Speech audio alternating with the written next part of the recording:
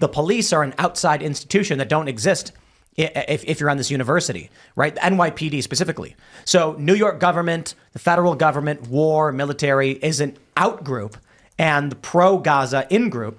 So many of these people don't know what they're protesting for. Absolutely, They're just there to be there.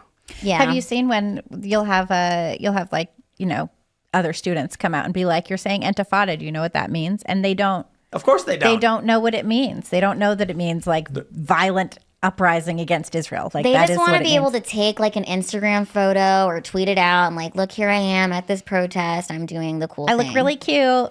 They say globalize the Intifada. And if you ask them, they couldn't tell you. And a lot of them will say things like, oh, it just means like to protest. It means rising up. And you're like, oh, so like what is the context of the first and second Intifada? What happened then? And they're just like, oh, I don't know. And you're like, do you want to talk about like the bus bombings and like the people who were killed?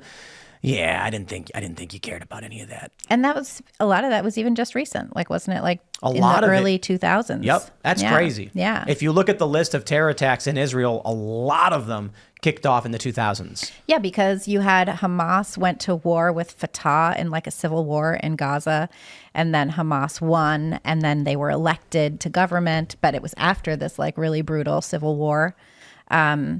And that's when, and then you had a lot of the terrorist attacks happening at that time. Heavens, these protesters, oh no, they're demanding nothing. They're demanding only their things own for city. themselves. Well, it's just, you know, I don't live in New York anymore. And I kind of feel like this is nuking Democrats and Biden.